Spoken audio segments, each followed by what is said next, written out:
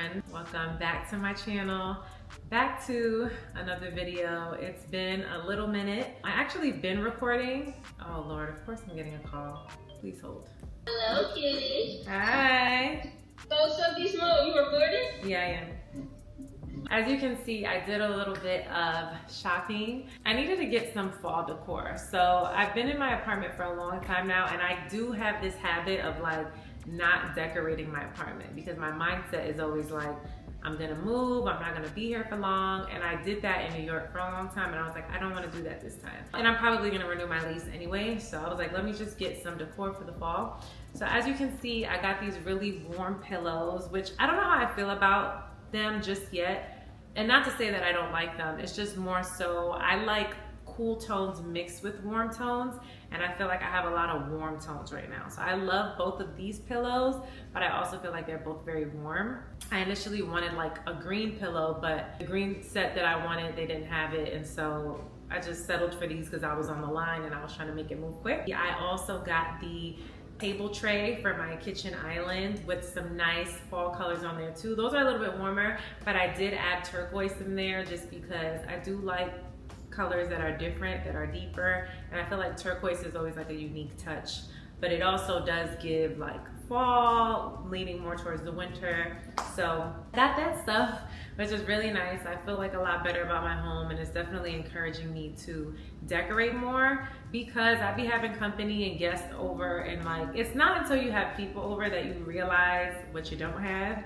And so I could be fine with just like the most minimal things, but I do want to be different in that I don't want to do the same thing I was doing before and not decorating my home and stuff like that. So I'm excited for the fall, even though here in Houston it's still very much 90 degrees outside, but you can feel like the crisp air coming in, specifically at nighttime. So that has me excited. So I'm like, you know, let me get in the spirit of like the change of seasons. Yeah, and it definitely made me feel better. I wasn't in the best mood earlier today. I had got some news that I wasn't so happy about, and it brought me down a little bit, but I'm really trying to just be more mindful of like not letting external factors dictate the joy within me. So I'm trying to, you know, apart from doing a little bit of retail therapy, just also taking control over my emotions and stuff like that. So I'm going tonight, I'm gonna go with my friend Paris to this thing here in Houston that they have on Tuesdays. It's like, I believe it's an R&B night.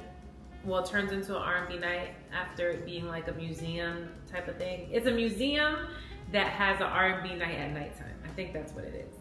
I don't know, it's my first time going. I've heard good things about it, so I made the reservation, and her and I are gonna go, and hopefully it's gonna be a great time. So I'm gonna do a little bit of makeup. I gotta figure out what I'm gonna wear, and then probably head out at like 8 o'clock.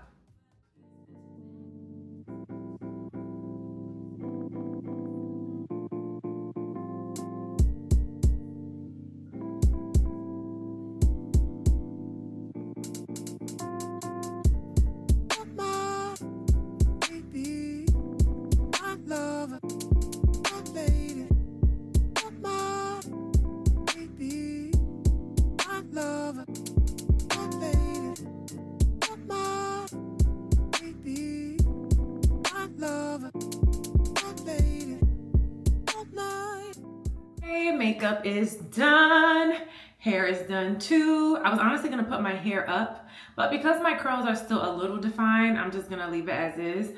I've been embracing a little bit more frizz as of late. Not complete frizz, but like frizz with definition. So this is like a day 6 wash and go. I think the last time I did my hair was on Thursday. Yeah, it's like a day 5, day 6 frizz, which I'm okay with, that's fine. I'm leaving my hair like this, and then I'm about to put, I've talked about this before and I can't talk about it enough, the Way body cream on. Somebody's always calling me. This thing smells so good. So definitely putting this on before I go out.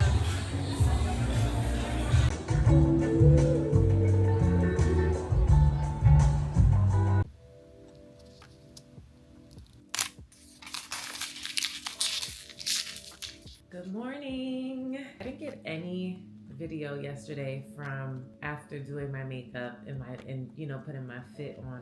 I just realized as I turned the camera on, but my friend and I went to this artsy design gallery spot, and it was really, really nice. We didn't stay that long. We only stayed for like an hour because it was like a very chill vibe, and it was also late. It was a Tuesday, so we got back home at like 10:45.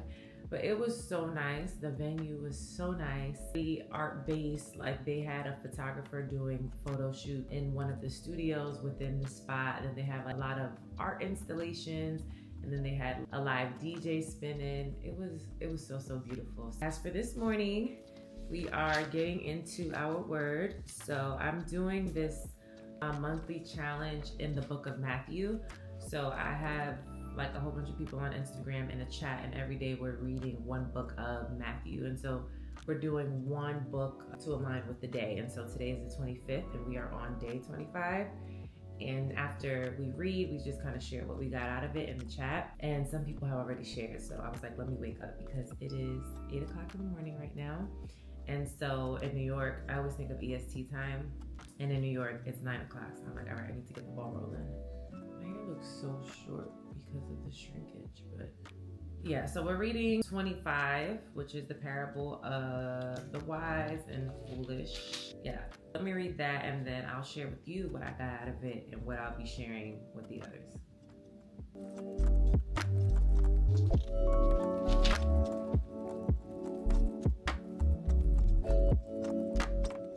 I just finished my reading and it was so good. Personally, just because I feel like it hit a lot of points home for me.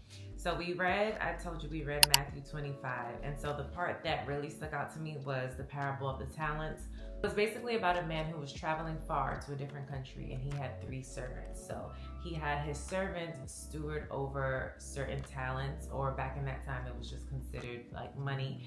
So he gave one person 10, one of them 5, and one of them 1. And so after he came back from his long voyage, he checked with each of them to see what they did with the money. And so the one with 10 multiplied it and he was really happy for it. So he was like, you know, because you stewarded well over few, I'm gonna give you rulership over a lot, right? And so he did the same thing with the guy with 5. But the guy who had 1, he basically told the guy on the voyage, like, listen, you are a hard man and I was fearful of what would happen. So I took what you gave me and I just hid it. I dug a hole and I hid it. And so here it is, like, you can have it back. Here is this one thing, right? Mind you, everyone else multiplied what they got. And so, you know, they had more to show for what they had. His Lord basically said, like, you were lazy. You didn't get anything out of what I gave you. And so because of that, he was like, the least you could have done was put it in the bank and let it compound interest. You didn't even do that. You literally just basically were stingy with it and hid it until I came back. So in verse 29, so it's Matthew 26, verse 29, it says, for to everyone who has more will be given and he will have abundance. But from him who does not have, even what he has will be taken away. And so it was just so good to me because I know for me personally, we all have things that we're given to by God, right? So in my chat this morning, I shared that we all have a big 3, which is we have time, we have talents, and then we have funds.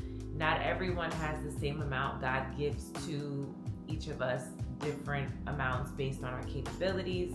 This week, I've been subconsciously just thinking about that and working on that without having known it. So for example, one of my friends, he's really good at finances and is always talking to me about, you know, like giving me advice on what I should do to diversify my income and to multiply my income. And some of that is easier said than done, right? Like sometimes we have finances and we're comfortable doing those things, and other times we're not comfortable taking financial risk. And so one of the things that he was, you know, he's always been telling me to do is open up a high yield savings account. And he's been telling me this for a while, but it finally clicked for me. So last week I opened up a high yield savings account. And if you don't know what that is, it's just a savings account that has a high interest rate on it. That's a whole nother conversation. I'm not a financial advisor or anything like that, but I finally opened it and I was very proud of myself for it because it's a simple thing, something that I could have done a while ago.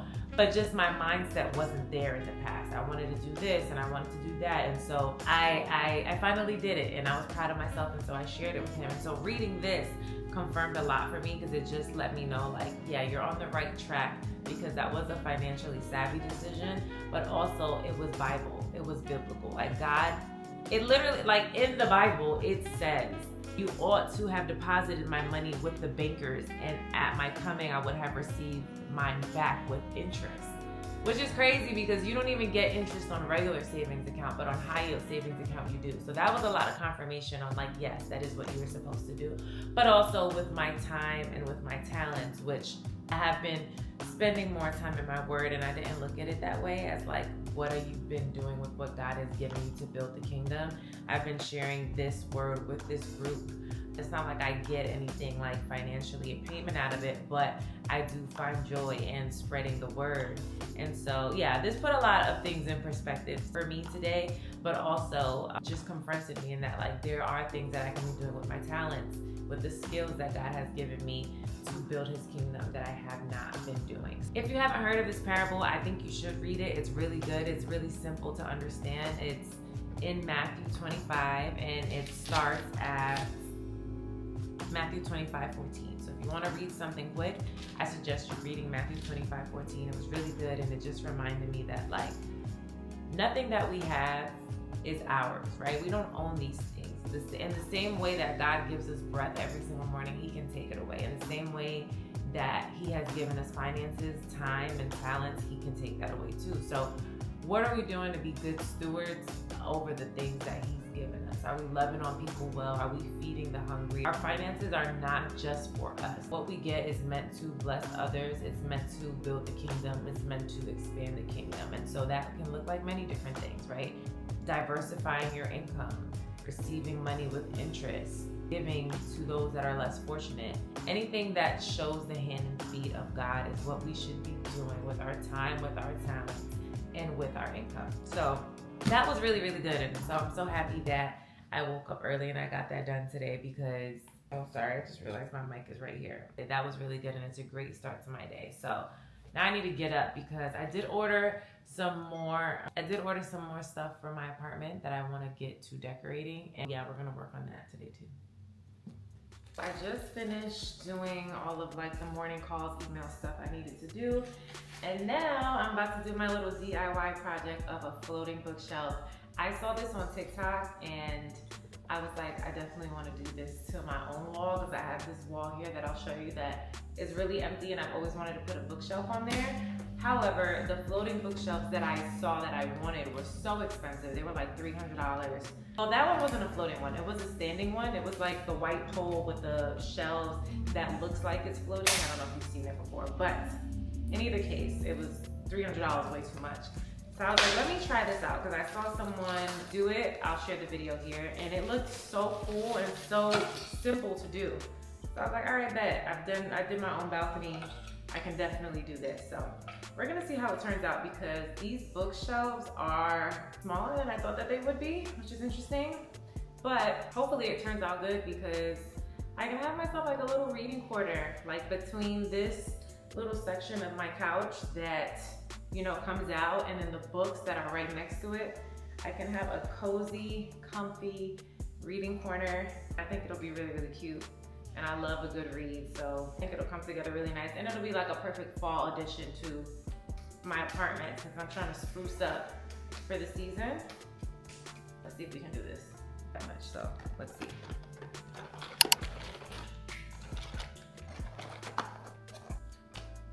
I'm a little bummed, because I called my friend so she could help me like measure out where the bookshelf should lay on the wall. And she was like, girl, them shelves are kind of skinny for that wall. And it is true. After I looked at it, I was like, dang. And she brought up a good point. She's like, when people walk in, that's the first thing that they're gonna see, this wall, because my ceilings are high and I have large windows. So it's kind of like a statement wall. And it's like, this is kind of thin for that area. That's the wall I'm looking at right now. So I'm like, dang, the options I have are to get two more and to probably make them side by side to make them a little bit larger, or to do something else. But the thing is that these each hold 10 books. So So I have enough for 20. I don't have enough for 40 books. And she was like, we can go to the vintage shop and buy more. But for me, I'm like, I want to be able to say that I read all these books, you know? It's like my own personal collection thing. So now I'm like, dang, I might have to put these bookshelves somewhere else, but like where? Because I want them to be in the living room. But my ceilings are so, like I have a lot of wall space and it's beautiful for like lighting and stuff. But when it comes to decorating, it's hard because even back here, like I want to decorate this wall, but this wall is massive. I think it's like 15 feet high or 12 feet high. I don't know. It's very high and it's very wide. So it's hard to decorate. I'm a little bummed because I was excited to do that today. So yeah, let's see. I don't know.